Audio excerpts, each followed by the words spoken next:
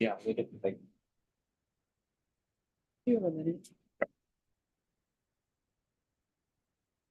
Are you ready? Yeah, we're ready. We're rolling. So just so everybody's aware, Chair Gadman is supposed to be on Zoom tonight. He is not yet so far. So we'll have Vice Chair Retzloff start us off. If Jeff does jump in, then he can take over the meeting. And who else are we missing then? Gail is absent, as well as Ellen. Okay, all right.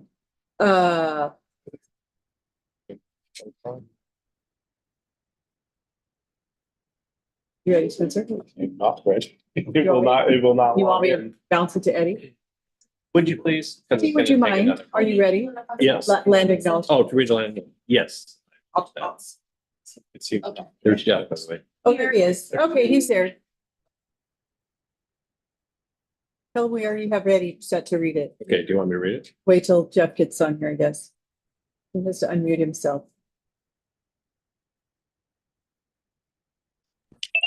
Okay. You know, technology is great until it isn't. So, I want to call this meeting for April 10th, 2024 together, Lacey Planning Commission. So, have we done a roll call? Is there anybody missing? We're missing Gail and Elliot. We did, and Eddie's gonna read the land acknowledgement, Jeff. I already asked him to do that. Perfect. That's who I was going to pick. I didn't know I was going to be here.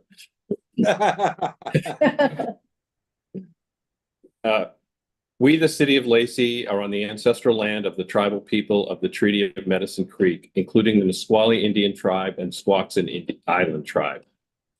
We acknowledge and remember those tribal people not recognized today who were absorbed or relocated into other tribes for survival. We recognize the ancestors and their descendants who are still here.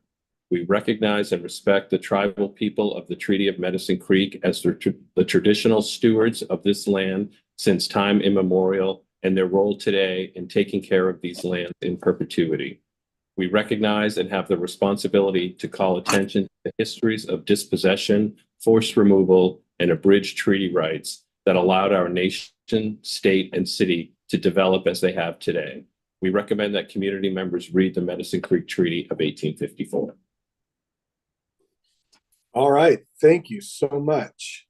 Next step, we are looking for a motion to approve the agenda and the minutes of March 27th. So moved. That's carrying. Daphne seconds. All right. We've been moved and seconded to approve the agenda for tonight and the minutes of March 27. All in favor? Aye. All right. Do we have any members of the public here tonight? We do. So this is the opportunity to address the Plan Commission if you'd like.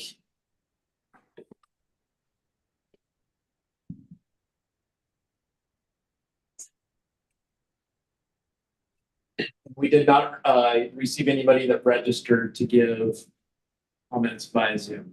So with that, I think we can move on to the rest of the agenda. All right. Thank you. Does any members of the commission have anything to report? Okay. Do we have any department report tonight? Let's give a real short one. Last night, at the city council work session, the city council was briefed on recent development activity. So that was a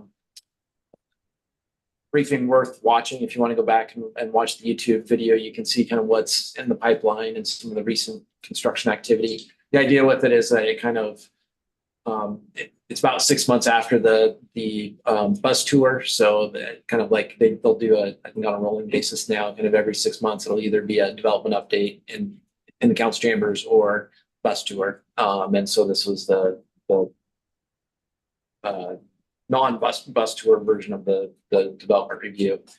Also noteworthy last night was also a discussion about how the city council plans to use the additional sales tax revenue associated with the recently passed Proposition 1 for additional law enforcement resources. So there's a variety of different things that that money will be used for. I think kind of the biggest takeaway, at least for me, that I saw was it'll do some things to kind of backfill some funding that we've been using from our city's reserves and actually put them into as a budgeted item instead of taking essentially from the savings and funding, and also funding for new full-time police officer positions. So sounded like we will start collecting that money shortly, and then we'll start advertising for those positions. It does take a significant amount of time to bring new police officers on. That's either through the academy or as a lateral transfer from another organization. And so chances are those officers won't actually be on the force technically until the end of the first quarter of 2025. We also need to do like vehicle purchases and those things that go along with the additional officers. So it takes some time to do that, but once we're fully up to speed on that, we'll have 4 new officers on the force. So that's some good news there as well. So things worth watching. If you have a chance to go back and watch the city council work session last night. Okay, does anybody have any questions on that for Ryan? Awesome. We have no new business, so we'll move on to old business, which is consideration of the proposed amendments to the neighborhood commercial. So we're going to begin. So first of all, our goal tonight at the end of the meeting is to move a recommendation to the city council. So I want to weigh our decision very carefully. And we're going to begin. One of the questions that was asked at the last meeting was about the regulations regarding liquor and cannabis business locations. So we're going to get that answered first. Then what I want to have happen is for Hans to move through the remainder of his presentation. And then at the end of that, we'll go into specific questions that any of the commission members may have. So let's begin with an explanation of regulations around liquor and cannabis. Okay, so this was attachment 4 in the staff report. So you should have it in a digital version, but I also brought a printout of it here tonight. This has to do with both the discussion from our last meeting and then also I think 2 different comments from the public comment period addressed one or some combination of these elements as part of their comments. So I wanted to just provide a little additional background on these types of uses and what are some of the existing either state or federal level regulations behind them that kind of dictate when and where and how they can the community.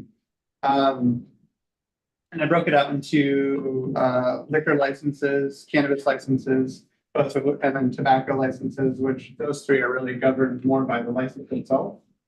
So they're only, in each one of these instances, you're only going to receive a license provided you have a location that it meets the criteria of what's included here. So for liquor licenses, there's a notice that goes out as part of that process to a range of different institutions, including churches, schools, both elementary and secondary, within 500 feet of any potential new liquor license location. And at any point in that process, if a school objects to that location within 500 feet, then that license won't be issued. So that's how that is navigated currently, and that's at the state level. And then cannabis, it's a blanket 1,000 foot prohibition against stores being set up within 1,000 feet of a school, playground, recreation center, other childcare centers, public parks, transit centers, libraries. There's a whole host of them. But that's a 1,000 foot ban on that one, and that's already again at the state level. So at that point, it really does actually cover all of our districts. But again, seems to make sense to defer to that level of regulation. Moving on down the list, tobacco isn't quite as restrictive as liquor and cannabis. There is still that 500 foot ban on the sale. near schools, and school buses, stops, I believe it is. Yeah, but then the smoking of it is within 25 feet of a door or a window where that use is banned. And then moving on down to firearm sales, actually. So historically, so I copied both what has been kind of the governing language for firearm sales up until through today, but then actually effective June 6th, I discovered that there is a change coming that allows some further limitations on placement of where firearm stores essentially can be located. That allows cities to institute a ban on those stores being located within 500 feet of a primary or secondary school. So that's something to keep in mind. It is definitely a worthwhile topic to keep track of. And then following that June date, that is something that the city does have the ability to explore and potentially move forward on. What I will say as part of these regulations, kind of circling back to the staff recommendation on these topics, is that they're either best left up to the state the way they are, or they're better addressed at the city level and not within each individual district. And reason behind that is that these are really broadly applicable. They are important topics, and we want to be consistent with how we regulate and track these uses. And that actually honestly applies to a lot of the topics that we're going to be covering within the comments, but specifically around these, that they really do lend themselves better to a citywide policy than individual districts and then trying to tackle it different ways, at least in my mind. So I wanted to give you that, give you the opportunity to review it, hear any additional feedbacks on that, because these are all really important topics that we do want to, just because we're not necessarily make a recommendation through this process doesn't mean that they aren't important. It's something that we should discuss and keep tabs on. Thank you for the research. I think Yeah. that's really, really helpful.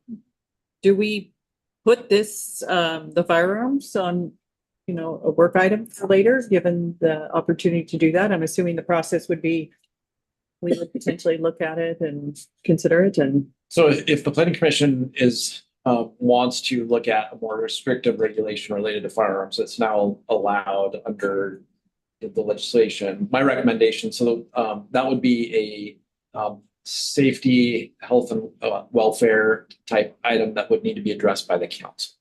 Okay. So these aren't necessarily, even though they start to get into the realm of land use regulations, they're regulated by the police department. And so my recommendation would be if you in your making your recommendation, if you want the city council to look at these additional things, that you just list those out, and then we'll take those through the appropriate process. Some may come back to the planning commission, some may not. Some may be, for example, firearm regulations, those are handled by our police department. Those aren't handled through a zoning code, for example. Mhm. So just it seems very reasonable that there should be some recommendations around those things, but understand that it's certainly not all that will come back to just It's fine.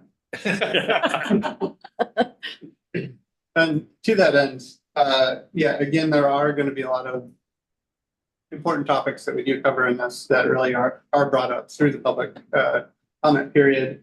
And while some of them may not fit within the neighborhood commercial districts, if you guys still want to make some kind of recommendation outside of the neighborhood commercial districts about those topics, or identify those as future topics to cover as part of our agenda in the future, those are definitely options as well.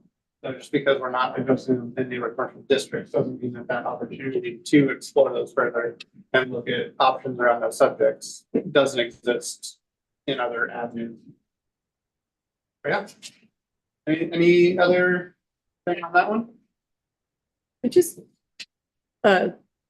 question or clarification on the process. While I appreciate what Jeff's suggestion of maybe going through all of the changes, I did actually love the dialogue we had last time, and I wonder if we're going to lose some opportunity for some dialogue by having moved on to another topic. So I don't know if anybody else feels the same, but I know it was long, but I felt we were doing the due diligence that was appropriate on the process. So So that's my thought. I think what I want Hans to go through the rest of his presentation. because I think maybe some questions are going to end up getting answered in advance of having more dialogue about them. I don't want to lose any of the questions because you make a very, very important point. We were having a good dialogue about it. So let's let Hans go through the rest of it and then circle back to the specific questions that council members or commission members had during our last conversation and any new questions that come up during this conversation.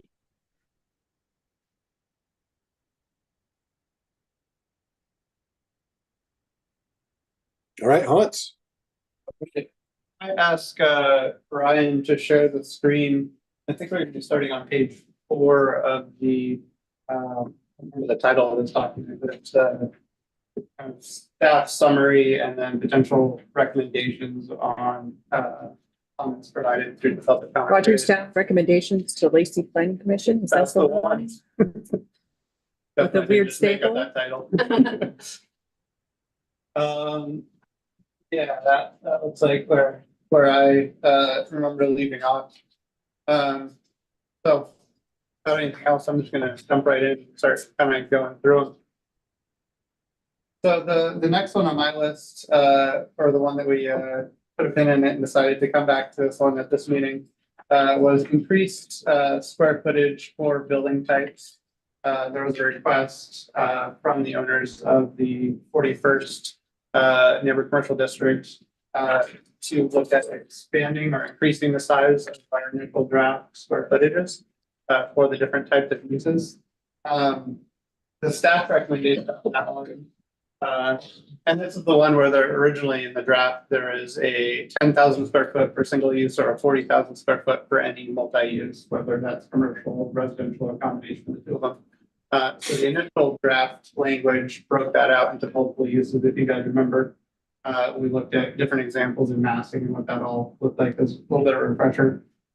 So our recommendations on this one is to maintain that first one, which has to do with single uses. So any single use, we're dropping that from that 10, which is in the existing adopted code, to 6,000 square feet for an individual building. Just based on looking at the scale of buildings or individual uses like a restaurant, post office, coffee shop, what have you. Those are all uses that are much smaller in general kind of scale than that 10,000 square foot that was currently within our code. So that's where that recommendation comes from. The two caveats there being grocery stores, which do have a larger square footage, and preschools, which again are starting, we see a couple of those within our districts and they tend to have a larger square footage. So outside of those two, that was our recommendation and that's not changing through this process. The next 3 bullets are ones that we did look at. So for the next 3, as our current code is written, all of those examples would be 40,000 square foot buildings. Our draft proposal was dropping it down to 8,500 for multi-commercial residential. The request of this comment was actually asking for 15,000 for each one of those across the board.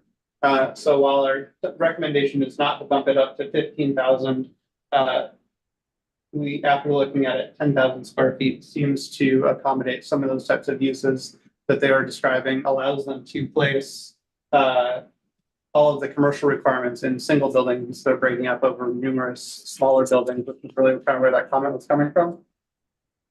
So that's the staff recommendation there. And at our last conversation, I remember that we were having some difficulty kind of visualizing what the difference is between an 8,500 square foot building and a 10,000 square foot building.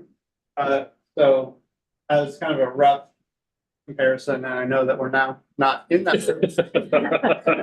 I thought we were going to be, but the council chambers is about 1,500 square feet. So to give you kind of a mental picture of the difference that we're talking about between those two numbers. Which is not very much considering around 5 acres of land, right? Because that's for 5 Yeah, acres and above. And that's a good point. So again, these recommendations are for larger neighborhood commercial lots. So right now, we really only have the one that falls into that 5 acres or above category. But if we were to rezone or redesignate something in the future, again, our current draft would apply to everything below 5 acres. And then these increased sizes would really just be for those larger lots, really larger development potential, bigger area to cover. So there's a little bit more flexibility there. And again, these are maximums. It's not requirements to go up to that size, but it just gives them a little bit more flexibility in site design. So that's where that recommendation is coming from.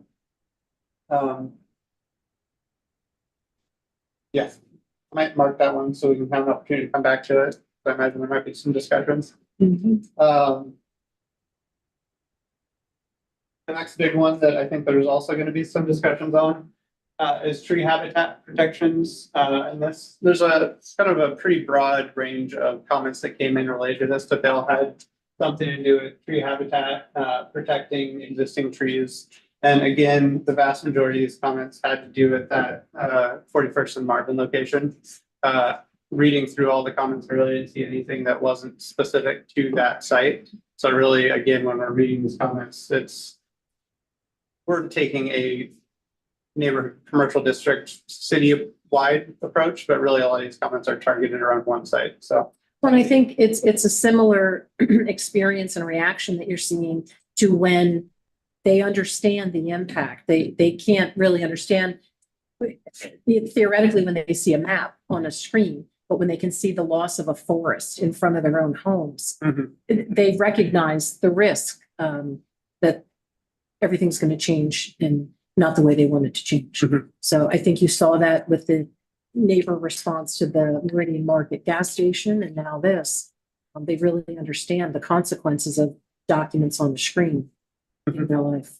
Yeah, for sure. You know, and to add to that, you know, I don't remember the member of the public that made the comment was, if you look at the city hall campus and with the library, we've really been able to incorporate those older trees into the development and make something very attractive.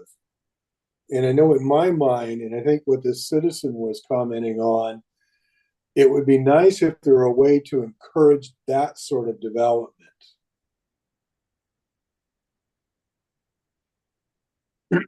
So I'll add to that because I spent a fair amount of time coming through the city landscaping requirements as well as, and it feels like there's a lot of work that needs to be done in those to tighten it up because it seemed very ambiguous.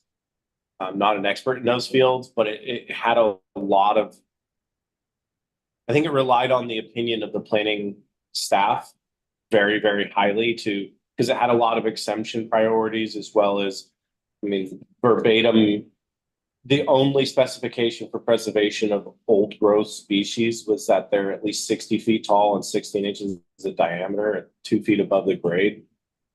And that there's again specifications for shrubs and things, but it's not, there's a lot of caveats like native species or as deemed separately accessible by whoever the planning manager is for this or the sites, whoever's signing off on the site. So it felt like what I'm trying to drive at here is, do we have a cohesive vision for what we want these squares to look like?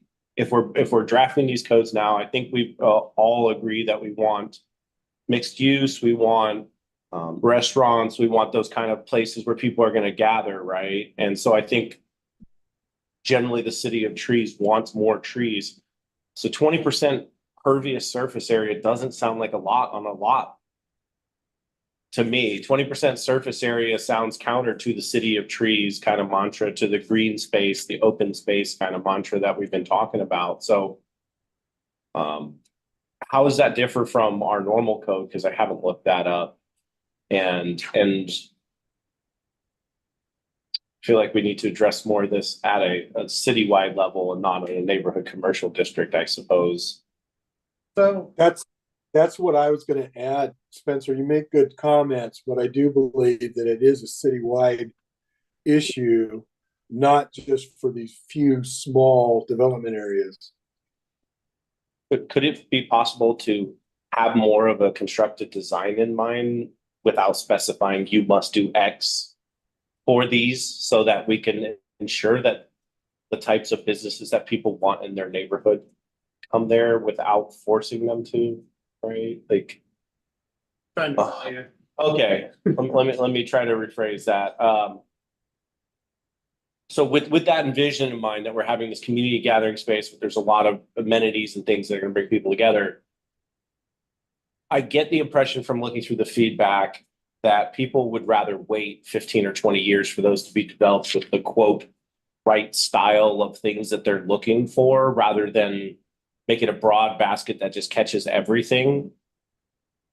Is there a way to be tactical and strategic and plan for that so that we can make those spaces look like what everyone wants? Or is it just kind of still up to chance a bit because we're at the mercy of who's going to come in and develop it and what their vision is? So kind of, I think 3 different questions. Okay. I try to Yeah. answer here. So to your end, or to, I believe you're asking, as far as the level of kind of granular detail that takes isn't typically best addressed through code. At some point, that is individual developer's preference. Okay. Code doesn't typically get down to, it actually does get pretty detailed as far as like the size of the tree, the type of the tree, the frequency of the planting of the tree, and then recommendations for deciduous trees in parking lot versus depending on where that location on the site is, we have recommendations for each of those things. So, and that actually backpedaling here. So we have things like our off-street parking and loading, environmental performance standards, our landscaping standards, our tree and vegetation preservation standards. Again, those are all overarching code sections that are not specific to one code, but apply to all of our codes. We've had that graphic on a couple of our presentations over time, but it's really that neighborhood commercial districts fit underneath those bigger umbrella codes that really apply to everything. But within those codes, there are standards as far as to the degree that I think it's kind of possible. It talks about, you know, like every 3 feet, you have to have this type of tree, and any ground cover has to be covered within 3 years by X type of vegetation. So we do actually have some pretty in-depth code that, to the ability that I really think is possible within code, does really spell out what our expectations are.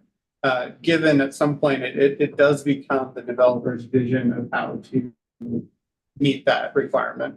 And a great example of that is the parking lot out in front of City Hall here.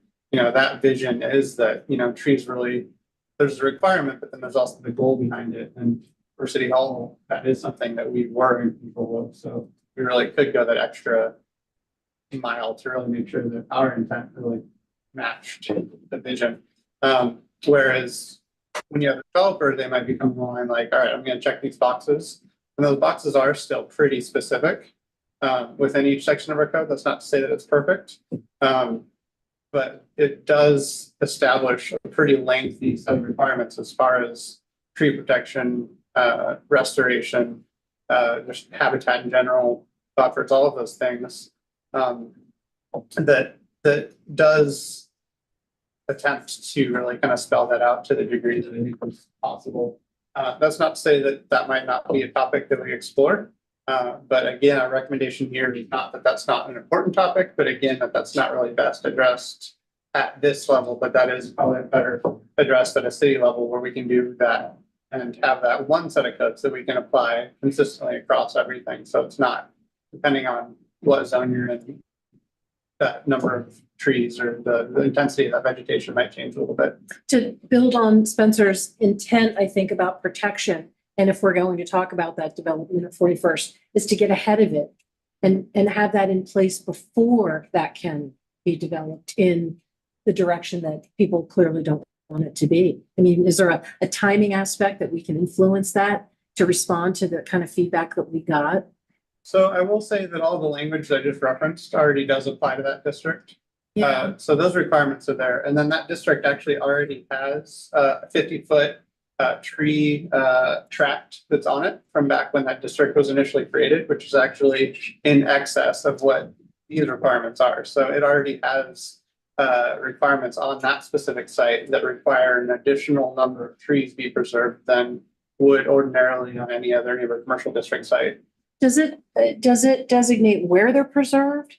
Because we heard the engineer come and say, I want more visibility of the signage of the stores. And we heard homeowners say, I want less visibility of them. I want to see the trees that I see right now from my single homes that are now, you know, going to face up against 3-story residential or commercial, you know, in that regard.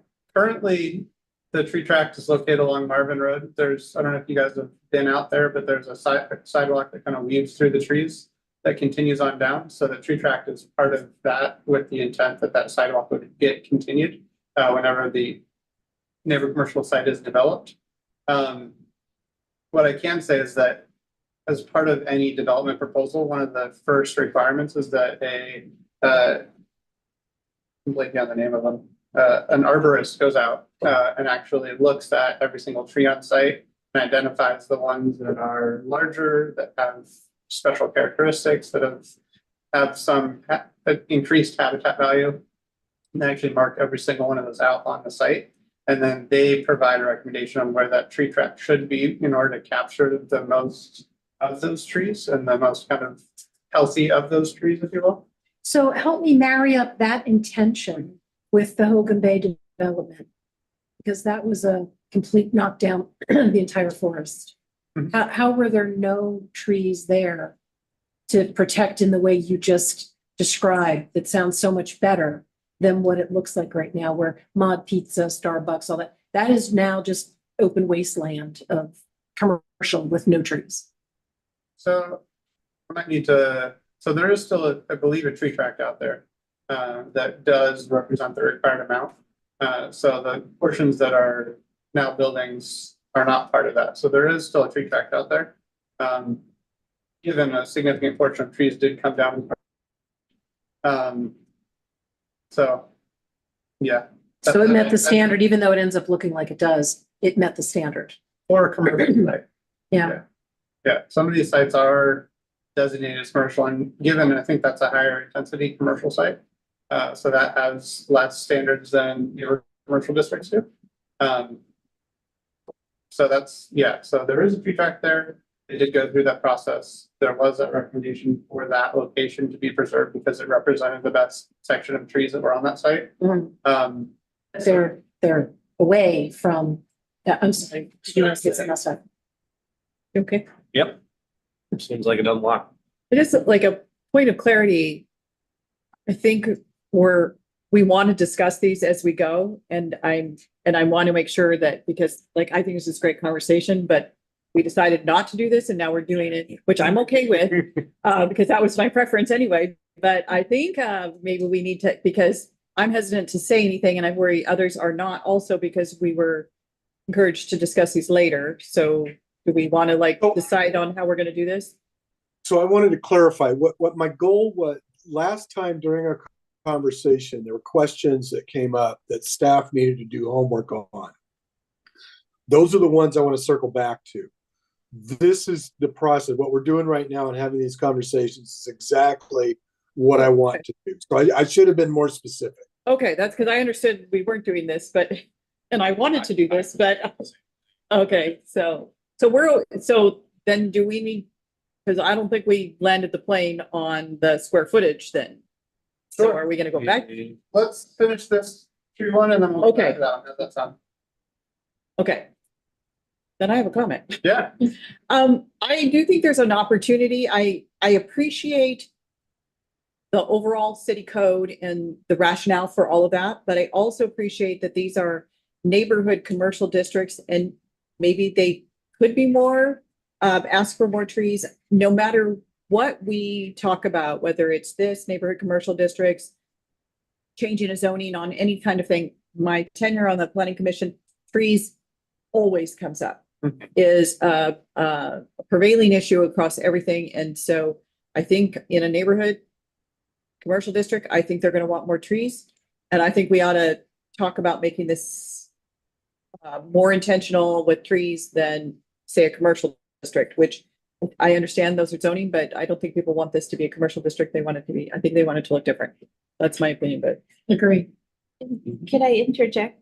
Further down on that list, it does talk about, having a 15-foot buffer of the type 1 landscaping between the building wall and the abutting family residence. But as I understand it, type 1 vegetation, and please correct me if I'm wrong, are the low vegetation. Would that be the tall trees, or is that something that is considerably lower for that 15-foot buffer zone? So type 1 is our most intensive type. We have 4 different, I think, tiers or types of vegetation requirement intensities. Type 1 being the most intensive, both visually kind of as a barrier, but then also as a physical barrier is what it's intended for. I'm blanking on the exact language in it, but it does also include larger trees within that vegetation. And it's a minimum of 15 feet buffer, which is our largest buffer specific to trees. And it has to be fully grown out in Yeah. 3 years. It's. Yeah, so there's also requirements in there as far as the height of the trees that are planted if you are replanting. And that there's requirements within 3 years that they are fully kind of growing and demonstrating health and success as those trees. And that applies both to trees and then also any vegetation below those and ground covers. So the requirements within 3 years for each kind of story of underbrush and canopy, if you will. So with So- the tall trees, do those qualify as the type 1 or is that something different? I'm sorry. So let me clarify something. We have 2 overlapping different sets of regulations. One is our tree protection and vegetation regulations, which are in LMC 1432. We also have our landscaping regulations, which are in Title 16. So those are 2 different sets of regulations. The difference is the tree and protection ones talk about protecting mature trees. The landscaping ordinance talks about installing new landscaping. And so I think what would help us if we are to maybe draft some code that would increase the amount of trees is I'm not sure at this point if we're talking about landscaping or if we're talking about protecting mature trees. So I'm hearing kind of both. And so I think that would maybe be a key question that we need to ask planning commission is what's the priority? Is the priority to protect and maintain more mature trees, or is the priority to plant more as part of the landscape? That would be the first. So if I'm reflecting on what we heard the public comments and read the public comments, it's about protecting the big stuff that's right there. That's very. That's the Pacific Northwest skyline, if you will. That's the iconic Douglas fir and that I heard they wanted protected. It's habitat for existing experiences with nature and that kind of thing. Okay. So understand. That's exactly what I heard from very loudly from the public. Okay, so then it sounds like the priority is on the tree protection part of things, understanding that this will, while I think everybody kind of has a certain site in mind, this will apply to all 8 neighborhood commercial districts across the city. So is the planning commission okay with that? We haven't even discussed what changes we would make, so. Well, But then, so I think the thing is I don't think the plan commission necessarily needs to know what the changes are, but you can direct the staff to come up with some options for you to consider, I right? think that would be great. I'd love to see some alternatives and see if you could find a real world example of what that looks like, that would be supremely helpful because a lot of this, I can't visualize what does that actually look like in practice. So if there's any way to. So what I've heard is that you have some examples, including the City Hall campus, wasn't it? Correct. Right? So is it the planning commission, Is that what it is? neighborhood commercial areas to look like the City Hall campus? Or would you like it to look like more of a kind of traditional commercial area with landscaping islands with deciduous trees in them? So I guess that's the question is, what's the priority of the planning commission? And then we can. I like your suggestion of maybe you guys coming up with some, I think in reality, this city hall is beautiful and so, gorgeous with all the trees, but I'm not sure, whether these neighborhood commercial areas could go to this level, to be frank. But if we could get closer to that level, then, and I like keeping the old trees versus planting a new deciduous or something. I understand the value in different trees in different locales and where they are, but I would love some ideas from you guys. And I am not expert enough to suggest what kinds of trees or where or what that would look like. Because ultimately, at the end of this meeting, which, at this point is only an hour and 20 minutes away, and we have a lot of stuff to get through, is that we would like to get to a recommendation point at that point. And you can do that. You don't necessarily need to see the final product. You can if you want, that's certainly an option. The options are either you can refer this to the city council with staff addressing X, Y, and Z, or you can tell us, hey, we really want to see the final version of this, and then we come back in 2 weeks and bring it to you again for an additional review.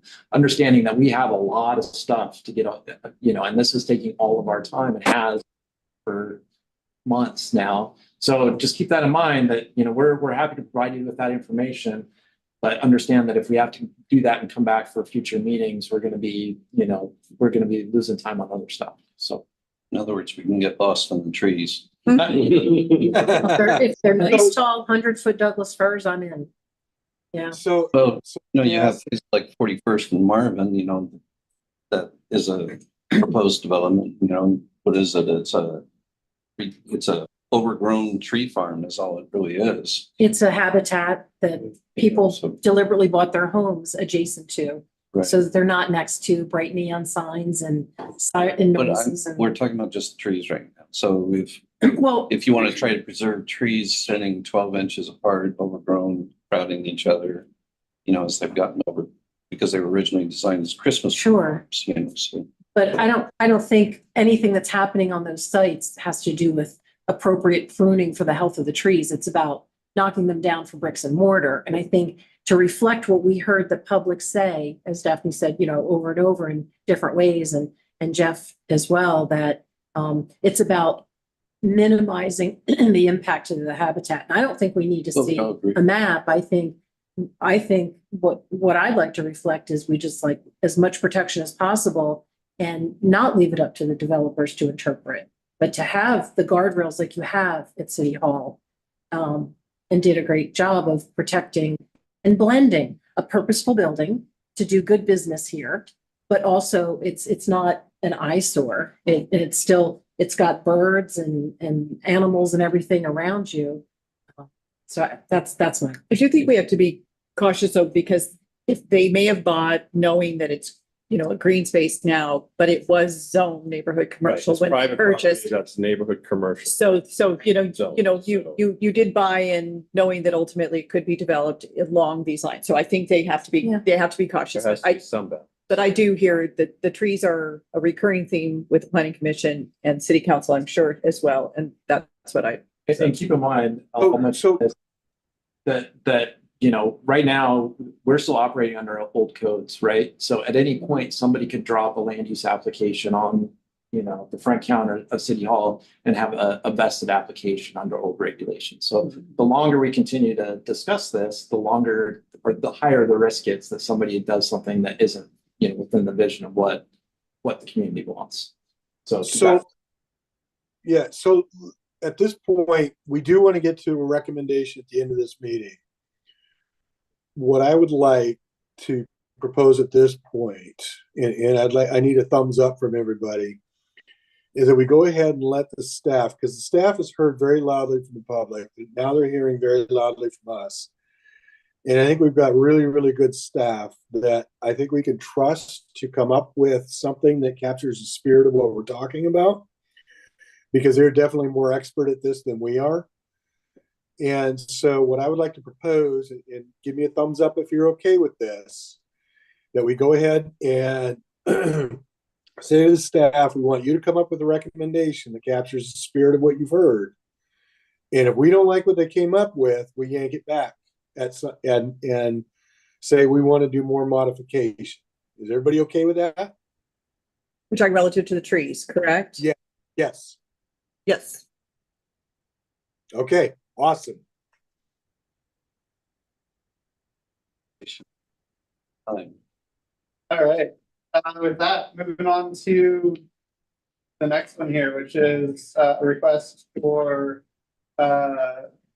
site plan review language to be adjusted for multifamily parking. Right now, we have one set of standards that doesn't allow parking between the buildings and the streets. That's based on kind of the vision for these districts. So the staff recommendation is not to adjust the language to accommodate specific instances for multifamily residential.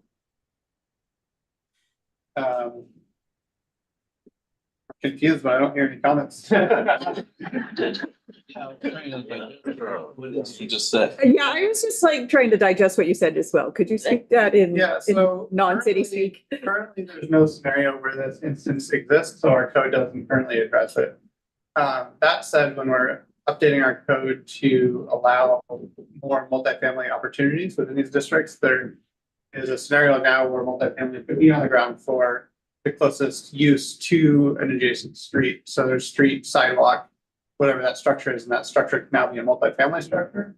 And they're asking for them to be allowed to have parking directly in front of that multifamily structure, then sidewalk, then street.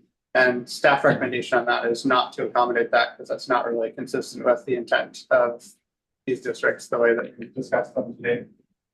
It'd be hard for people to walk through someone's private parking lot to get to a business. And it also creates a different kind of experience for the types of folks they're trying to attract to these districts. So that's kind of where that recommendation is coming So, from. so what, I'm still lost on that because I thought you were trying to have office allocation, thus raising the ceiling height.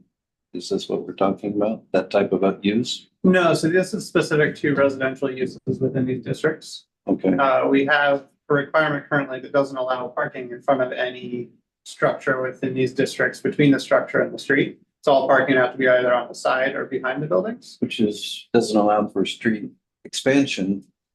And that was one of my needs. Street widening. Wide street widening, that's Gotcha. for traffic, future, 20 years down the road, et cetera. So we do have a comment a little bit farther down that does actually ask about street widening. So that is also something to come. I was trying to remember, and I'm envisioning 1, 2, 3, 4th Street where they actually have their parking on the second story of the building and then to separate like the commercials and the parking and then the apartments, I believe. I was trying to remember how much more expensive those parking spaces were. I was surprised at how much one parking Mhm. cost, but I know like in San Francisco and other like really dense cities, the parking would be in the city or on the roof of the building or second story or below the building. Is there any way to have incentives or language for condensing the parking for the housing within the structure? So there is already, actually, in the draft code, we did include language that gives incentives for locating parking either on the street, so street side parking, or within the buildings, either some kind of below grade or internal parking structure. So there are incentives for that, which didn't previously exist. But So you're addressing trying to make things more pedestrian friendly, correct. correct? Mhm. Okay. Which causes street widening issues down the road, makes it impossible. It also creates signage issues. Because as they're trying to pull out, they've got the sign in front of them, they can't really see around the sign. So we do have language that limits where signs can be located specifically to address visibility concerns and issues. So that site triangle.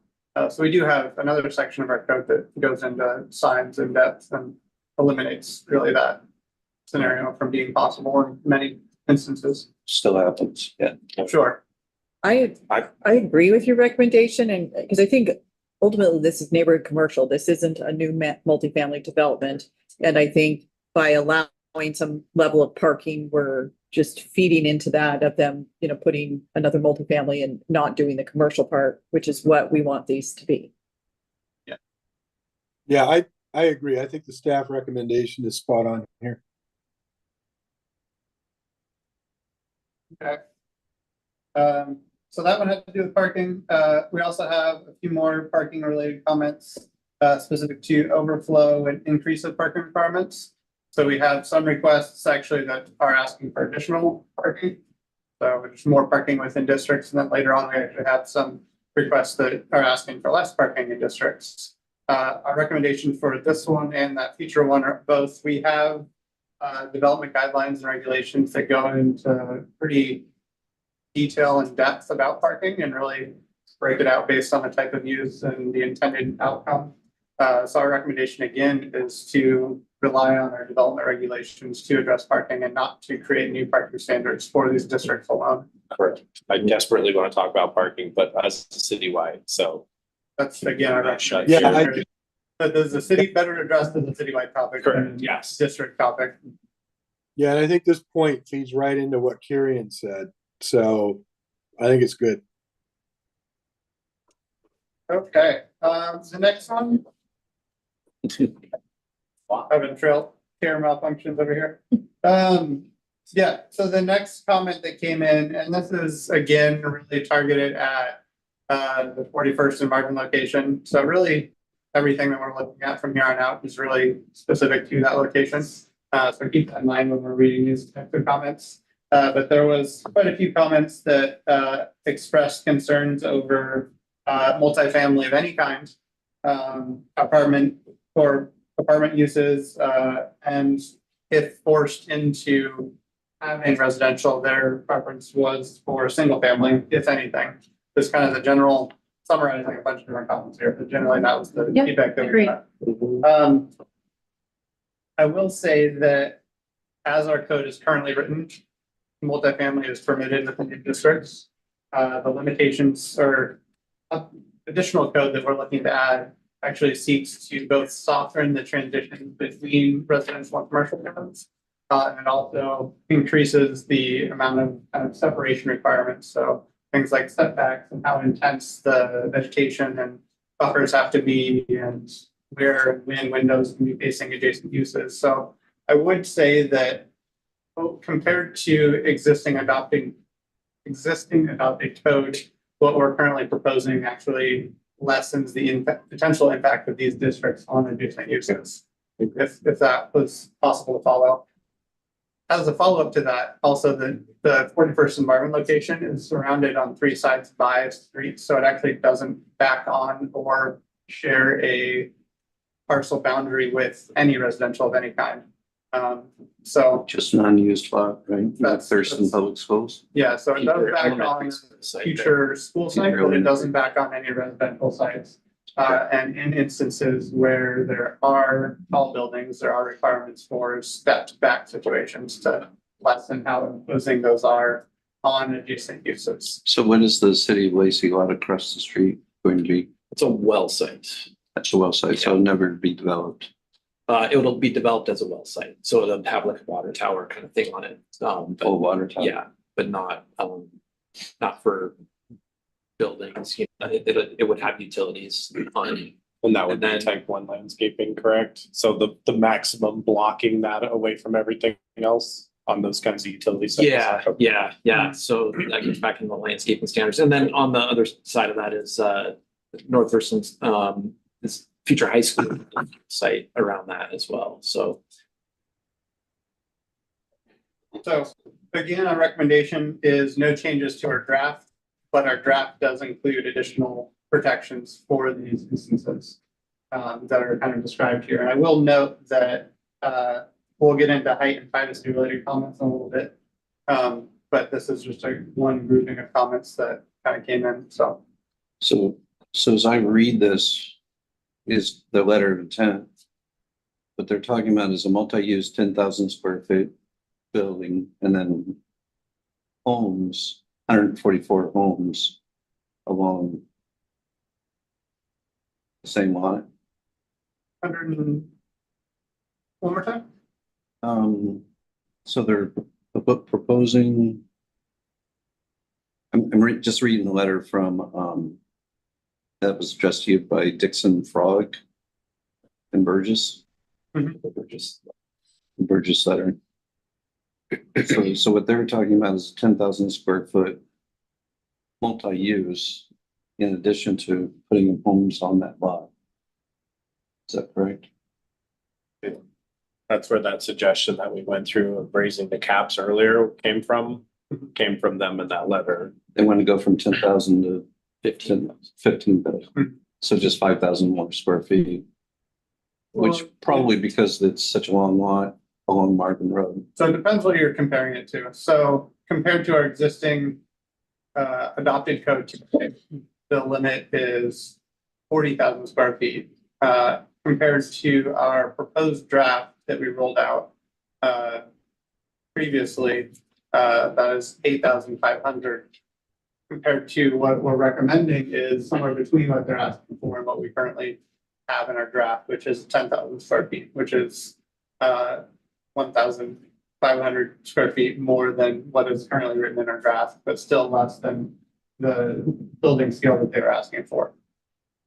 So You're also talking about frontage along 41st Avenue in Marvin, so they're probably trying to develop mostly Marvin Road, along Marvin Road.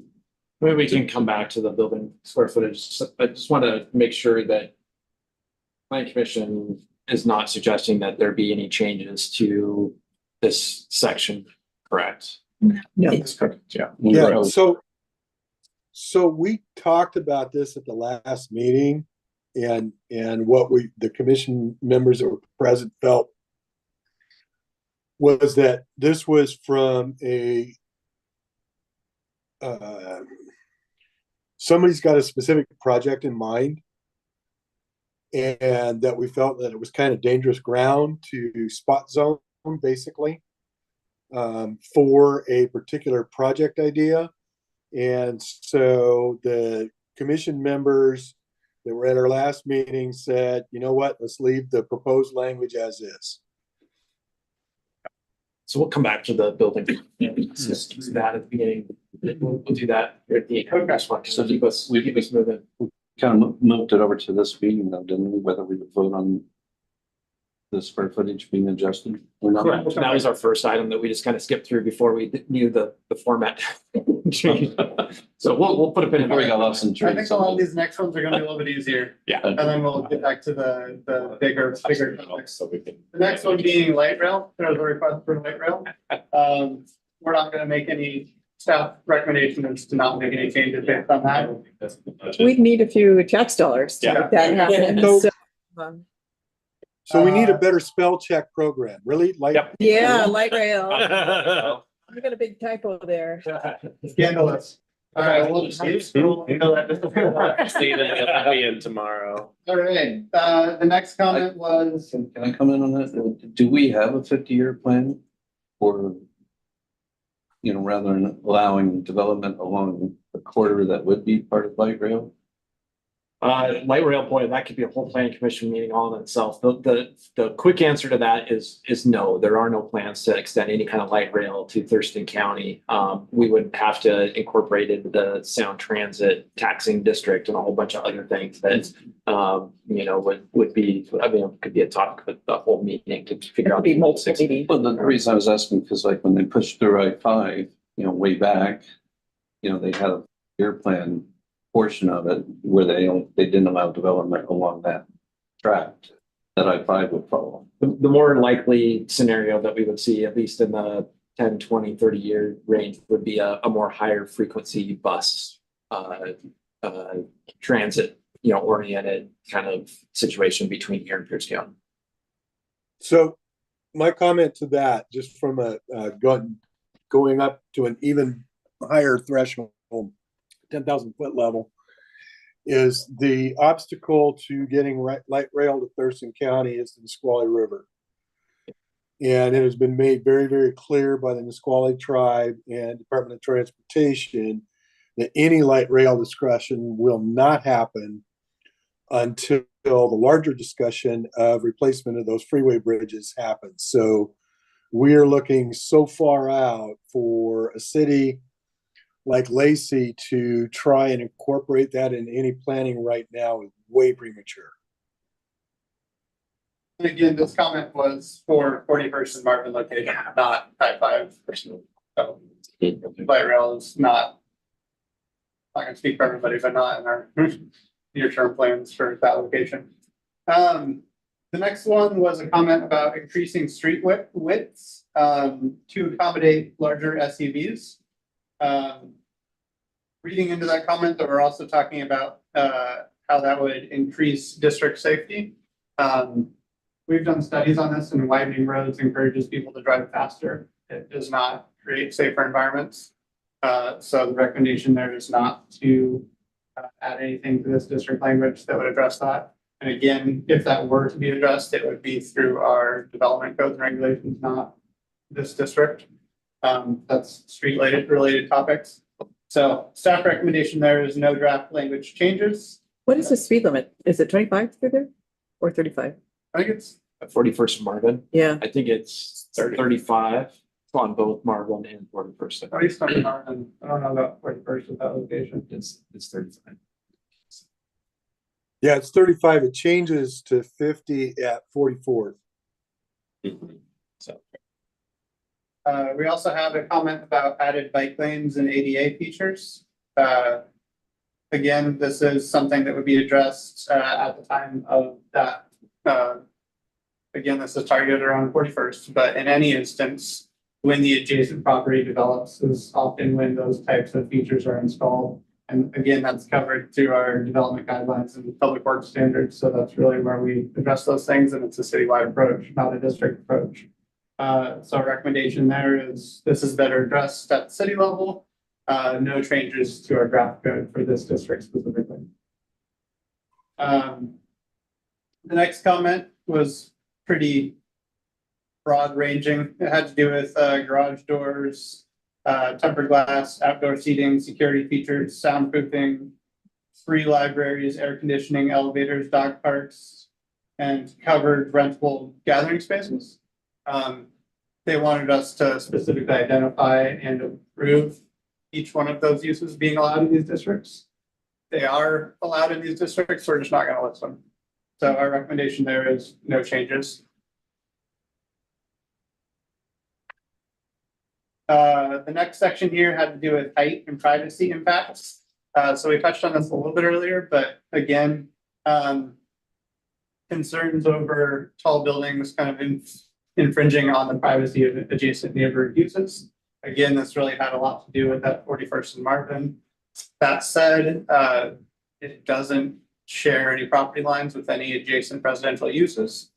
And I did copy all of our proposed language that goes above and beyond what is currently in our adopted code that works to address a lot of those concerns.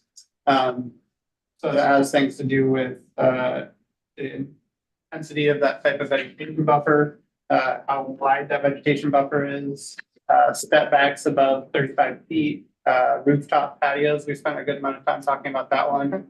Privacy concerns around that. Utility boxes, placing those farther away so they're not a bias source for adjacent uses, both on the ground, but then also on top of the building so that they're recessed. So they're not really casting shadows or anything like that. Upper story balconies, including kind of glass, making it so you can't really just look through it into other people's kind of living spaces. Requirements there. And then residential uses being intentionally located around the periphery of these districts to soften the transition from existing neighborhoods to the commercial kind of centers of these districts. So when residential is constructed on these neighborhood commercial districts, that they're intentionally located around the periphery to further soften that transition from commercial residential uses. So our recommendation there is again, maintain currently recommended standards. So what's in our draft that we've written that would heighten all of these kind of protections, if you will. I thought we had good dialogue about this. I felt pretty positive about I where we remember that. landed the plane on this one. I don't know. We just had a lot of comments about it. So again, we're. Yeah, I appreciate that. I appreciate that. Hans, I know we jumped over real quick, but just a question. What is the city rule on elevators in these residential multifamily things? Is it 3 stories doesn't need an elevator, but above 3 stories does? So it's the building code that really governs that, and it's not city regulations, that's state federal, it's a international. international building code, Yeah. that really dictates when and how elevators need to be. 3 stories is a lot, you know, for day-to-day life. I just wondered if that was still in effect. It's a lot. It limits where people can choose to live. Yeah, so it has nothing to do with Yeah. this that's in front of us. It's a building Okay. code issue. And I think you're right. I think that for residential uses, like a multifamily residential use, anything above 3 stories does require an elevator. And so typically what we see is that an elevator increases costs exponentially to a project because it's, you know, very, very expensive to construct. And so what we usually don't see is 4-story buildings built because they usually don't pencil out. It's usually higher, you know, right? Right. So you have kind of this donut hole up until about like 7 stories when Yeah. that cost starts to kind of even itself out and pencil out as far as what the profitability of the building would be. Thank you. So our next one had to do with crime, property values, HOA amenities, as it relates to additional residential units being located within the area. Residential uses are already allowed within these districts. That wouldn't be changing either based on what's currently adopted or what's being recommended. So their staff recommendation, there is no changes to draft language. Reminder, is there a crime impact assessment done as part of applications that are submitted? Is there any sort of an impact, you know? Does that mean that people who rent are? No, are not being residential. penalized, or- No, Curie, no. I'm No. talking about businesses that are coming into the neighborhood commercial. That's what we're talking about. Is there an assessment on the applications on a certain business coming into the mixed use area and any comment that can be made back to your planning approvers on, well, if it's going to be this kind of a store or business or service, this is our assessment. And if it's another kind of business, we have a different assessment. Wouldn't most of those problem businesses be listed in here? And they're basically all precluded because of where the current commercial districts. I just wonder if there's a step in the planning approval for crime assessment about, you know, businesses being concerning. I don't know about if it's just, you know. So as a matter of course, when we do receive a development application for, let's say it's a new commercial business or building, that information is sent to the police department. Okay. To be able to provide those comments back. No. It's not going to be basis for like being able to deny a project, that there needs to be some mitigating measures Yeah. to address potential crime issues associated with something. So that could be like, you know, more window transparency so people can see in and out, right? Those kinds of things. Operating hours, maybe? Potentially, yeah. But you know, it wouldn't be something, you know, if it was a permitted use, there would be no way to prohibit it based on, you know, preponderance of additional Okay, crime. they don't have to pay, sometimes there's impact fees for traffic. They don't have to pay impact fees for hiring more police or anything like that. Well, they do. It's called sales tax. Okay. Okay, thanks. Okay, the next comment had to do with impervious surfaces. Believe the request was to kind of specifically call it out and make it more of an avenue for that opportunity. That's really, again, addressed within our Lacey Stormwater Design Manual. It is something that's an allowed use. There are opportunities to do it. Again, the recommendation there is that they're addressed at the city level. If we do want to look at that, that would be through the Stormwater Design Manual and not through these specific districts. That said, impervious or pervious pavements and things like that are allowed within these districts, and there is opportunity for that. It's just not specific. And current design standards require that new development are able to retain all stormwater on site. That's correct. So pretty much, yeah, you're required to treat and infiltrate all of your stormwater on site, and most projects are also required to do what's called low impact development. So techniques that are like pervious pavers and swales, rain gardens, those kinds of things to be able to accommodate their stormwater on site. So Washington State, you know, our stormwater regulations come down to us through the Department of Ecology. I think we probably have some of the most restrictive stormwater requirements of the nation. They have to treat it on site too? Correct, yeah. Really? Mhm. How is a Filters. business? Filters. Okay, yeah, but would have thought all that goes into a public storm drain, so why would a business be No, it responsible? goes into stormwater retention, which has an oil water separator automatically built into it, and then the So like a filters. full scale retention pond, retention, okay. It could be, but for more, probably for the smaller sites, what you will tend to see is more stuff kind of underground. So things like filters and galleries under parking lots, rather than the kind of the older kind of pond type. Okay, wow. We just had Royce come and give a talk to the HOA leadership group about the things that go through and get on the fish gills, right? They have to filter out to protect the fish from suffocating in the water. Yeah. Yeah, so Stuff and What- brake dust. Yes. what they discovered in developing these new regulations is that the stormwater ponds weren't as effective as doing underground filtration and capture and filtration. So that's why you don't see a lot of new developments of these drainage swales or retention ponds. It's all happening underneath the development.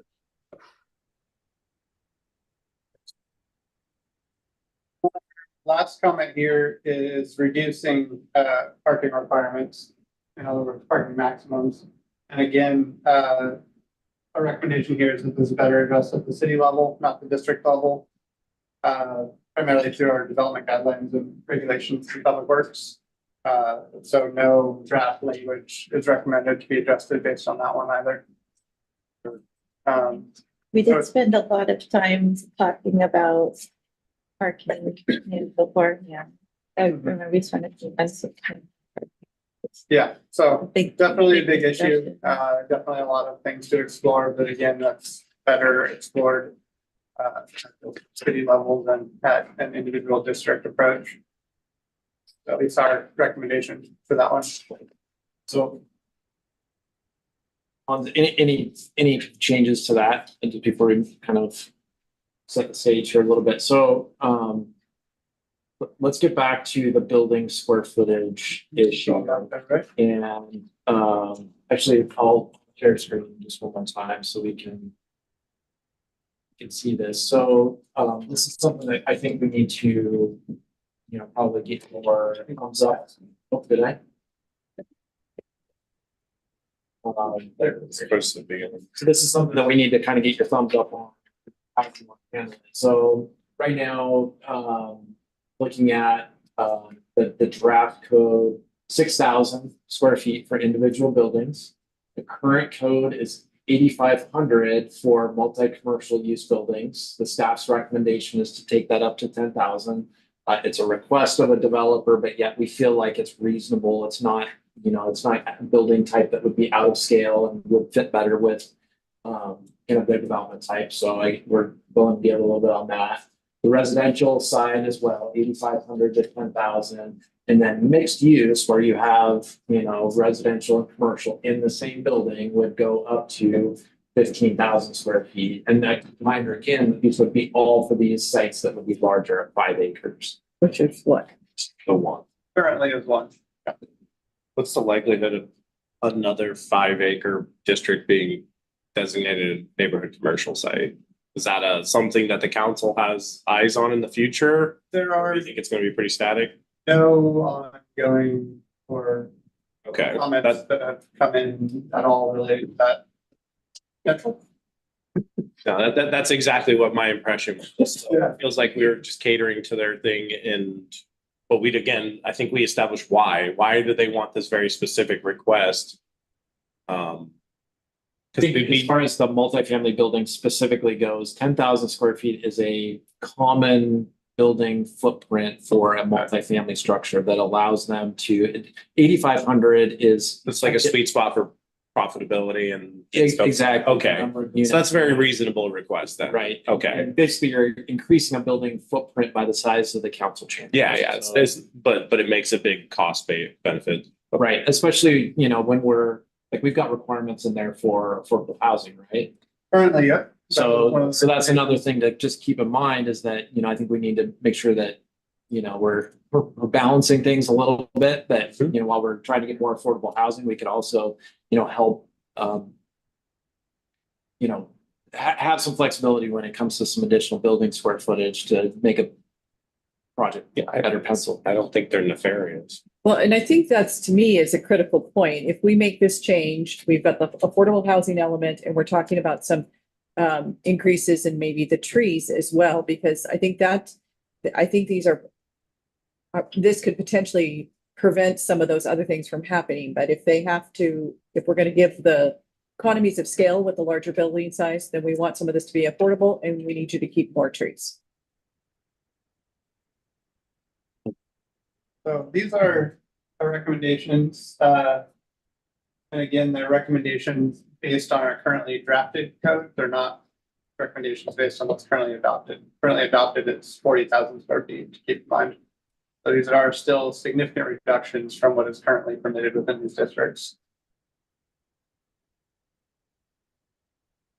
So So- city planning you guys, the city staff will keep this in mind with the tree recommendations that you make, and this should be pretty doable still with that.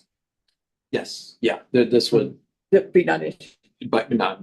I appreciate the 1,500 because I'm really terrible about sizes, so that's gives me perspective. That was really helpful. Only we're in that room. It'd be easier if I was looking at it, and I can How visualize. big is this room? Didn't map this. So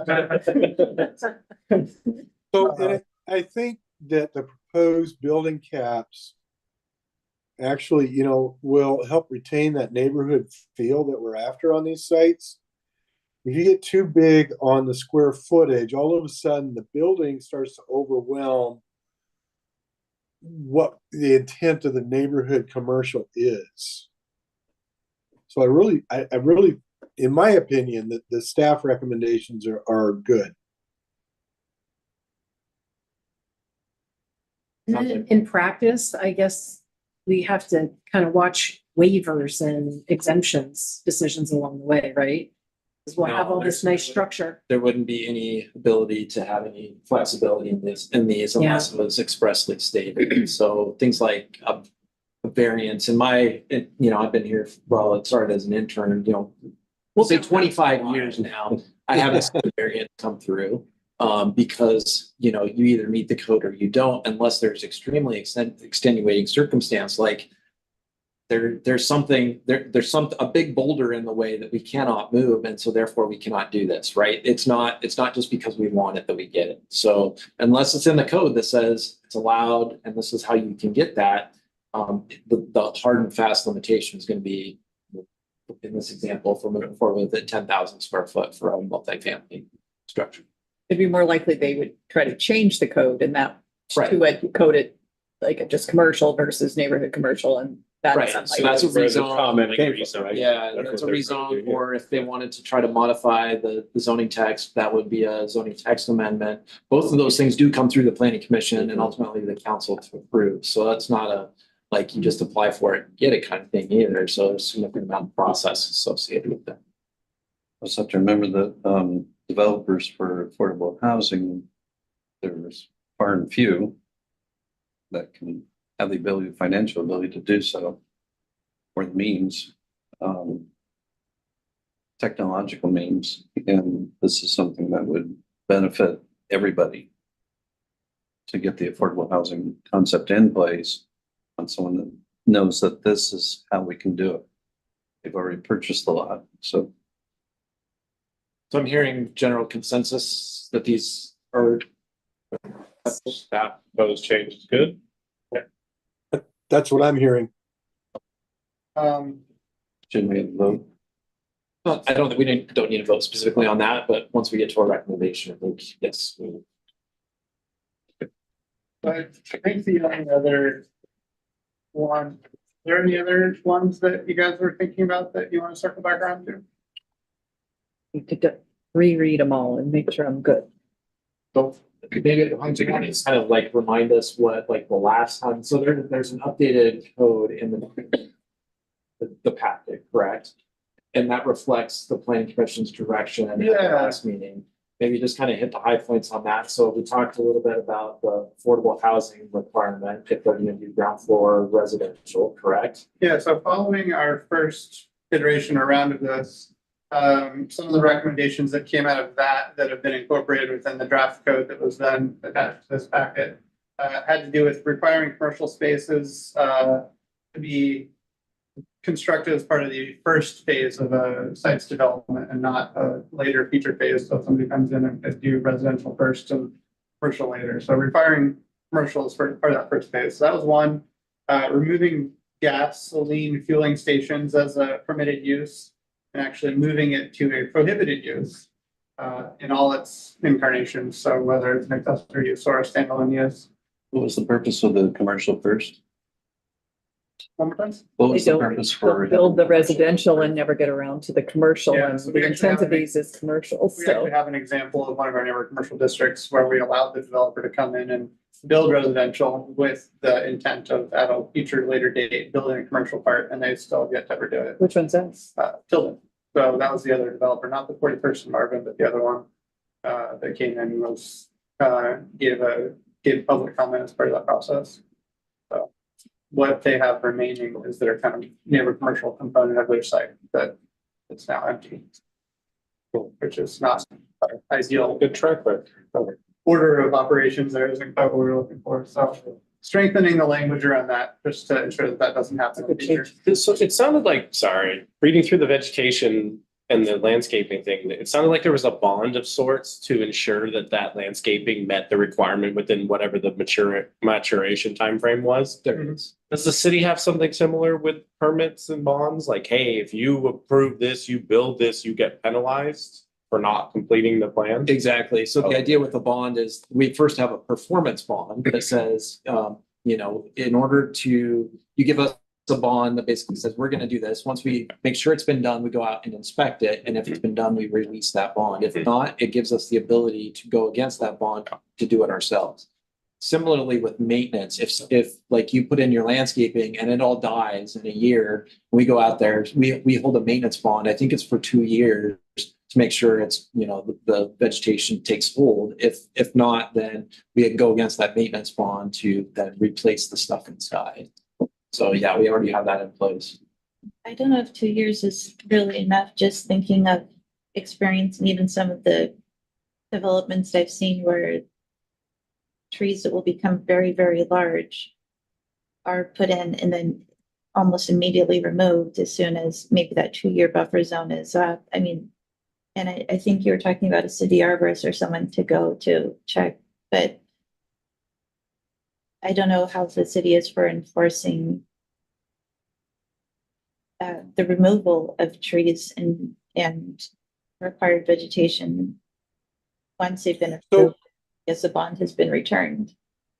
So that needs to be actually a city council led discussion for a citywide regulation. But I will tell you, when I was on council, we actually did have a development where some of the trees that were installed by the developer did get overly large and the developer needed to take them out. And the city was able to go back against the developer and make them comply with the original landscape plan. So what we have in place worked, at least in that case. And you're right, Kieran. I mean, we don't have really any enforcement. It's on a complaint driven basis. So for those that have been around, remember when we did our last urban forest management plan update, there were some critical parts of that we told the council that we need to fund, and that was education and enforcement, which we still have not funded, or the city council has not funded. So understand that, we have very limited staff. We can't be everywhere all at once. And so really those things end up being on a complaint driven basis. And, something like having an, on staff city forester would go a long way to be able to educate people about the right ways to maintain and do those kinds of things with their landscaping and their trees, and also enforce those kind of bad actors that are maybe taking stuff out or letting stuff die as well. And we don't want to cross the line of becoming a police state. This is true. That's great. Hans, was there any other? There's two others. One was a point of clarity when I'm talking about building scale. I was just adding the word individual. So when we're talking about individual building massings, in fact, we're talking individual buildings and not the entirety of the site. So those square footage requirements that we're talking about, that's per building, is really what that comment was. And then the other one was specific to live work ground floor uses. So the ground floor ensuring that they had minimum height of 15 feet to accommodate both whatever was currently proposed, but just long-term uses of that as a commercial use and not just something that they would later retroactively convert to residential. So that was the other one that came out of our first round of discussions. Everything else was maintain or keep as is or better addressed in another section of our code somewhere. Can we address that 15 feet? One more time. Can we address that 15 feet? From a contractor point of view, that's a very expensive, you think, oh, what's the big difference between a 10 or a 15? It creates an engineering issue because now they have to have much bigger walls, retain stronger buttress walls. They have to get, because you're supporting all the weight above it, et cetera. So it increases the cost of the project and everything has to pencil out at the end. So that's a big difference between the 10 that it was currently at to the 15. So the 15 is only for live work units, right? Not for all ground floor residential. Correct. So if you were to do a standard multifamily building, 10 feet, there is no first floor limitation. It could be Building code at that point. right, building code. The issue is with the live work units, right? Which is a 15-foot tall requirement, or that's in the draft code. The idea with those live work units is they're going to be primarily when they're constructed, they're going to be an area where you can have a storefront in the front and then live in the back. And so you could have your barber shop or your accountant's office or whatever in the front of that, and then also live in that unit. And the idea is that if it's a ceiling height that is convertible to another commercial use, that's going to serve that building well, versus if you build it only at 10 feet, it's forever going to be that low slung residential height. So I understand what you're saying with the cost. These are unique situations where you have that kind of live work concept, and we want to make sure that we don't limit ourselves to being, if they're ever converted, then they're only converted back to residential. We want to have the ultimate flexibility that if for some reason the live work no longer is viable, that it could be converted to a commercial use on that ground floor. And I'm trying to think, honestly, in the last 5 years, I don't think I've seen a new commercial development that's lower than 15 feet anywhere in any zone. And I think with the live work, I'm not sure, seeing We're all the hungry now. seeing the future, I don't know if live work will, withstand the test of time kind of thing. Maybe it might go by way of video stores. I don't know. I don't know. I'm not sure if they're going to continue to be. So I'm going to give you kind of a tangible example. Let's share screen so Jeff can see, but I know. But you guys are all laughing as you look at me. Did somebody draw a There's a mustache? giant on baked it? potato on the screen and we're hungry. So 1 second to share the screen here, Jeff. I know you've seen this before, but this is on 6th Avenue down from City Hall. So this building has a long history with, and actually was a result of some changes that the city council made to not require everything ground floor be residential. So when this building was built, this is 6th Avenue and Woodland Square Loop. So We're at the end of that road. City Hall is like a houseway. There's Paulson's down the other direction. This building here was built to accommodate commercial uses all the way down here. And then later, the council, so we required 100% of the ground floor back in the day to be commercial. Later, the council said, no, we're not going to require that anymore. And so they actually converted half of this ground floor to residential units. The good thing is that ground floor podium height was already high enough so it could accommodate the residential. And then the idea is that when the building owner, manager wants to convert these back, when the market's right, they can convert them back to commercial uses. If these were lower slung, 10-foot tall ceilings, then that building could never really be commercial because commercial needs that higher higher floor. Do we have an anticipation of how much actual live workspace we expect to be developed? Is there a reasonable expectation for that across the districts? So we added it because it was requested as part of the outreach that we did, that was a use. It was also a use that we saw in a lot of our comparative districts that we looked at when we were looking at other examples. That said, there's not really a maximum limit on how much live work is possible. But what we did want to do and clarify was how much of that live work can be counted towards the commercial requirement for these districts, which is 500 to 1,500 square feet of space, 15,000 square feet of space. Yeah, 5,000. 5,000, the 15. But a third of the required commercial could be accommodated through these live work. That's not to say you couldn't build more or less than that, but just if you're trying to check that commercial box through live work units, that it's only a portion of those that could be counted towards that. So it's really just kind of thinking of all the different scenarios and making sure that we're not creating kind of loopholes or other avenues for folks to build one initially type of use and then convert it at a later date to something that's not really in line with the goals of the district. I'm on board. I think everything looks good to me. I see no issue with that. It sounds like it's gonna be a fairly insubstantial amount of the overall space, so maintaining it this way maintains the intent of the district. It might be none of it.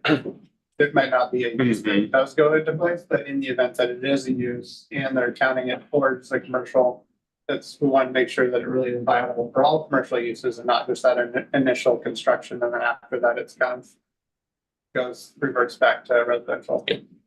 Sounds good. So any other questions on Hans's? Yeah. Can I just have one quick clarification? I'm sorry, I wasn't at the last meeting, but looking through the notes, so was the decision to prohibit gas stations completely, is that where we landed? And that's what's in the draft code that's here, which there's so many versions of the draft in this packet. Yeah. Am I reading the right one? I don't know. Yeah. I got very, but so. Yeah, I did, sorry, I didn't mean to cut you off there. Basically where that discussion, how it evolved was the first question was, do we want to eliminate standalone gas stations at all? And it was a unanimous yes. And then the discussion went to, well, what about gas stations with, that are attached to grocery stores? Well, the grocery stores that have gas stations are not going to develop in these neighborhood commercial because the square footage isn't allowed. And so where we came down was, let's just eliminate gas altogether. I thought when we had the discussion before, the reason I was wondering is because the biggest concern was where there already are gas stations and that they would no longer be a permitted use. So that's. Well, that was one of the things we discussed. Because of the restrictions we put, none of our neighborhood commercial districts could even have gas stations. So why do we? By split hairs. Why even include it? Let's just say no. So like the one on Ruddle Road is no longer a permitted use. They Grandfathered in. grandfathered in. So but any- we learned if it burns down or something, they have 18 months to rebuild it, or then it can't be a gas station. Yes? That's correct. Okay, thank you. Sorry, I didn't mean to rehash all of last week's meeting for you. No, No, it's all good, and you all were surprised asking what really happened to good all that, questions. right? Yeah. But I think what we've reached a point now where we're looking at, we need to move something to city council. And so what I would be looking for is a motion to recommend to the city council approval of what we've seen in the neighborhood commercial, or to recommend no approval of what we've seen in the neighborhood commercial. You guys have all worked really, really hard, and you started working on this long before I got involved in the planning commission. Even back when I was on city council and dealing with, as I was in the assessor's office, dealing with these neighborhood commercial sites all over the county. Neighborhood commercial has always been very, very tricky. What I want to say, I think that what the staff has put together and what you as commission members have helped clean up the rough edges of it, I think we've got a good product here. That's just my opinion. for clarity, then that issue is the changes we've discussed plus the additional piece relative to the trees that you will provide some recommendations. So that's kind of what we're. Correct. So I guess first of all, is the planning commission okay with the staff developing the regulations, the draft regulations to go to council related to the trees? Or would you like that to come back to you in some fashion or form? I'd like to see it, but I think that I'm fine with it going forward. So that's. Yeah, I think the consensus a little bit ago was to go ahead and make a recommendation tonight. And then if the planning commission members are dissatisfied with what staff comes up with, that we will go back and review this again. Can we, in our recommendation, I think we've done this in the past, we can add verbiage, right? Can we call out the fact that we want the council to pay close attention to this tree part, because we heard a lot from the public about this and we never did land on consensus language? Absolutely, absolutely. And I think it's worth making that in your recommendation. So what we can do as staff will come up with some draft regulations that will go forward to the council. And then for informational purposes, we'll bring that back to the planning commission. I think what would be helpful before we get there, I've heard, and I just want to make sure that we are kind of all on the same page so that we're able to translate what the planning commission is kind of giving us and put that into code language, is that the priority is on retention of existing mature trees over necessarily requiring more, we'll say, traditional landscaping. Another question I have on that is it priority to retain individual trees, or is it more productive and would it be more in line with your vision to keep like more stands of trees? So, you know, for example, it's very difficult to retain. We did it in City Hall, but it's difficult because of grading and other things to a lot of times get to be able to save individual trees internal to a site. It's logistically easier to do groves of trees that, you know, on the periphery. Right now, for example, we have, I think it's a 5% tree track requirement on all our commercial areas. Would you be willing to go say, hey, we want to make it this a 10% requirement? Or is the priority to go to those individual trees that are in like a landscaping island in the parking lot?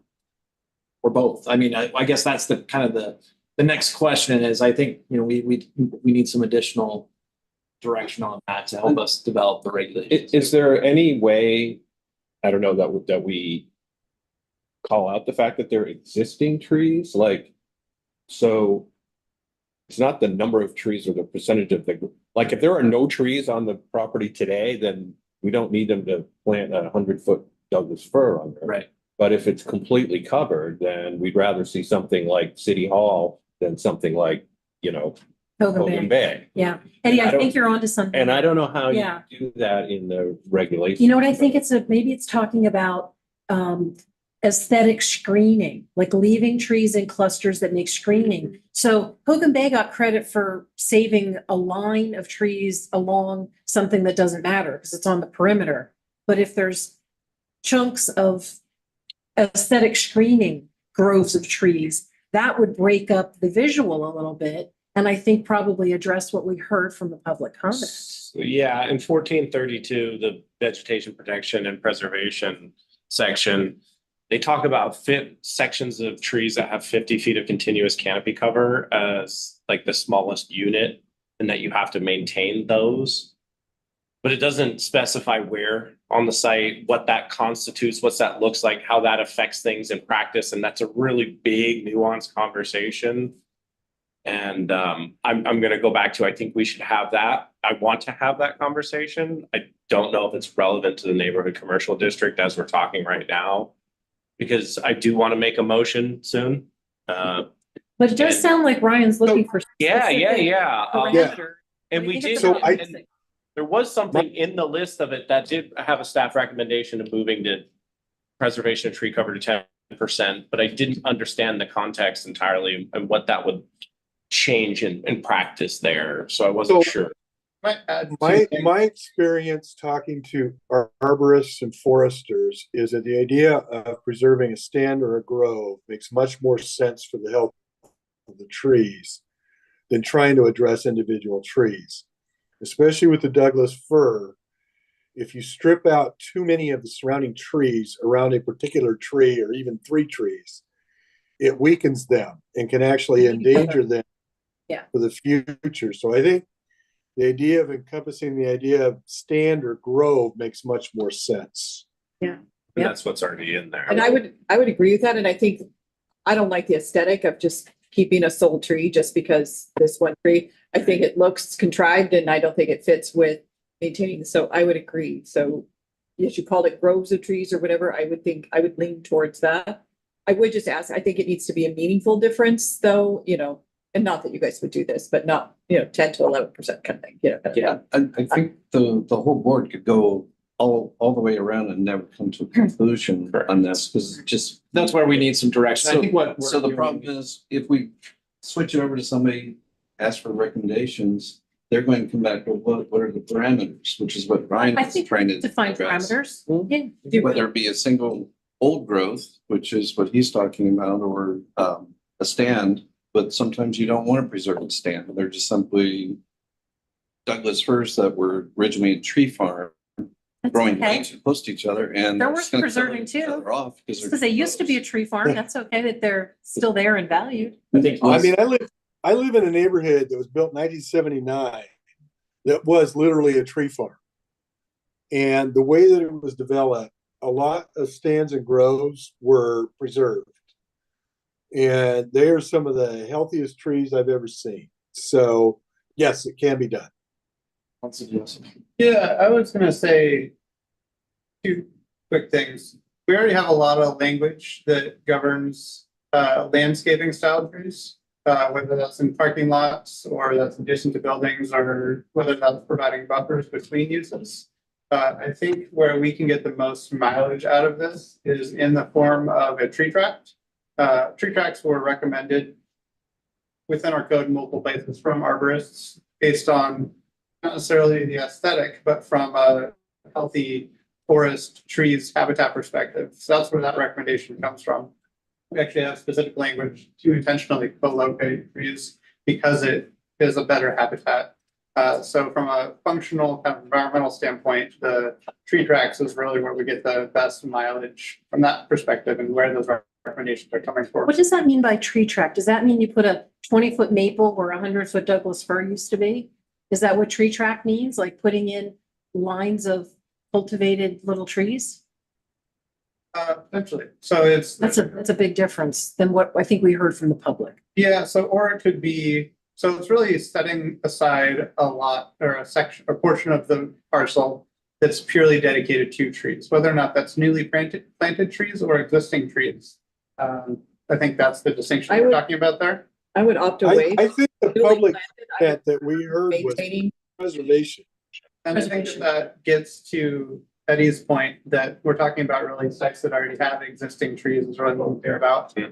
We do also have requirements for, say there's a site that's in a field that there are no trees. We actually do have also requirements for planting trees in those instances. Yeah, Which that's also exists. And again, that's not necessarily specific to commercial districts. That's applied across the city. So we do have those standards as well. But I think what we're really talking about is in district locations where existing trees are today, finding ways to further protect those. Yes. And I think that tree tracts is a much more effective way, both from a habitat, but then also just the health of the trees way to accomplish that, and it preserves existing ones. Definitely our parking lot is a wonderful example of a way to preserve trees, but I think in practice, we do have language that allows for that and encourages that, but I think that we can be a lot more effective and actually protect more trees by going the tree tract route. So I would. you're saying not replanting a tree tract, you're saying maintaining a tree tract. Correct. Okay, Where trees exist on. Yeah. okay, because Not Yeah. 20-foot maple. Just over there where the academy went in, didn't we just clear cut the whole lot? Where the Police academy, department? where the police academy will be. Yeah, so they kept stands of trees. So if you'll notice. So that was a track, that's Yeah. an example of a track. Yeah, because, when you're doing a police station, you have to have utilities and parking lots and those kinds of things. And so, in today's day and age with stormwater requirements and those things, all these things that we're layering on top of each other, it becomes extremely difficult to do a concept like you have here at City Hall or Jeff's neighborhood from 1970, whatever, because we're dealing with much more density, much more, many more regulations than what we. Well, that's had my in the past. point is, so the tree track made more sense, but shouldn't that be like we have a Department of Ecology that upon the permit process that they should be able to take a look and So we add have a lot. We have an arborist that goes out, and identifies, has So if we just simply gave the choice to the arborist and with the general guidelines that he would have, he could take per lot basis, which seems to make more sense. I mean, if you don't want to cut down a 150-foot Doug, or you'd rather have a tract, right. wouldn't it be better just to? So put it in his they, hands? yes, and that's Or what we her do. hands, That's what we yeah. do is they identify number one, the stands of the trees that should be protected as a tree tract, and then where they can, individual trees for priority preservation. We also have things like, you could have historic trees or heritage trees or those kinds of things, and those things have much more protections than, like a standard does for. So we already have the protections in place. Why I think monkey with it? Yes, we do. I think the question is, what I'm hearing is we need more trees, right? And we need more trees and stands. So I think that's where we're getting to maybe increasing the tree tract requirement in these neighborhood commercial areas. Is that is an example of 5% retention over there? Right. So I think that based on the public feedback, they probably want more like a 10 or 15%. They probably want at least double or triple what they're maintaining What over they see. there. Yeah. So, and not to muddy the waters, but it would be a great way to make a trade-off of if you maintain X tree cover, you then gained a larger building size. But I think that's too nuanced and too much in the weeds. But I would support the idea of raising that or looking at it at a 10 or 15% level. And I think that would meet the intent of the population pretty well. I agree. The- I agree. So It actually- Spencer, I heard you say that you're ready to make a motion. I am, yes. So I would move that we approve all of the revisions that we've discussed in the last two meetings. Never mind, we already approved that before. So I would approve that we approve everything that we have revised and discussed this evening with the decisions that we have made, and that we move forward to the staff making those recommendations and coming back with the briefing to us on what they suggest for the trees, and that we send that to the council. Is that succinct? Did that cover everything that needed to be covered? Yeah. Okay. Second that. Excellent. Awesome. Okay, it's been moved and seconded. Yeah, you got that right. You can always go back This to. is- Yeah. I'm trusting your editing skills.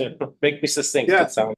I mean, quite honestly, Spencer, I think you probably could have used some more words in there, but. Yeah, I think we could get a You- couple you- you more. good. in. Okay. Hearing you had the second. Careful what you ask for, Jeff. We have 12 more minutes. We can. So- Sorry, there's a little Yeah, more. I could drag this out 11 and a half minutes.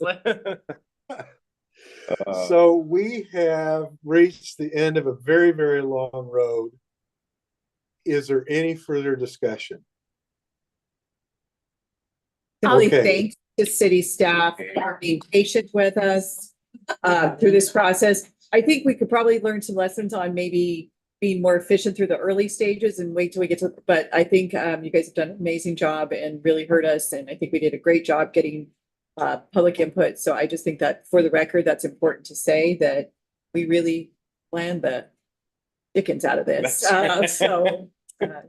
Big thanks to the ons, especially for all for. I just want to throw one more thought out there too, kind of piggybacking on what Daphne said. I've been now, 6 years or whatever, we've been on the commission, and we've done a lot of, the typical kind of public hearing thing, and we take the feedback and we come back to the room, and we've always been pretty diligent about going through all the public feedback that we've gotten. But we've never done so much up front before.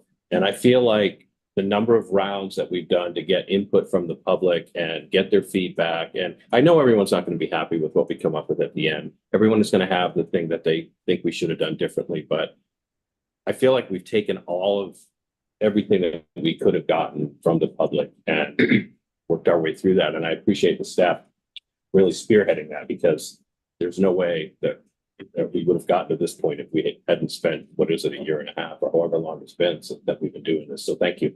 And from the different outreaches that we've had, the comments about light pollution, about tree preservation, everything, gas stations, you included it all in a nice package to look over. So thank you for listening to the public. Judith, you had something.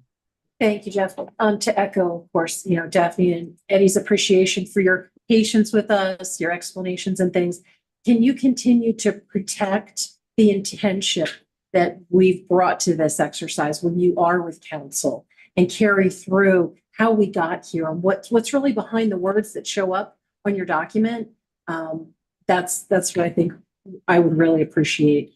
Give them the flavor of how we came to some of these, because there might be some one-off comments from council not understanding where we came from on these certain recommendations. So I would appreciate just kind of protecting our intention when you're there.